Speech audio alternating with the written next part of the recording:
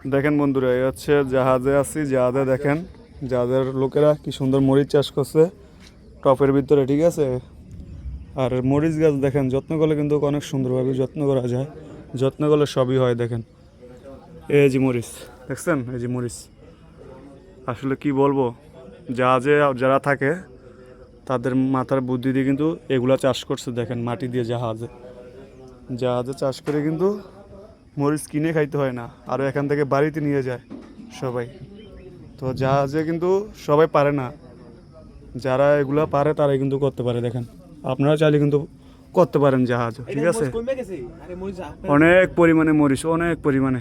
দেখেন এই যে গাছের শিকড়, ঠিক আছে, এই দুইটা গাছ আর এখানে মাটি, ঠিক আছে, এই যে গাছ দেখছেন। তো আপনারা চাইলে কিন্তু পারবেন, চাইলে সবই সম্ভব। দেখছেন অনেক বড় মরিচ গাছ, আর যে কষ্ট সে কিন্তু এখন সফল।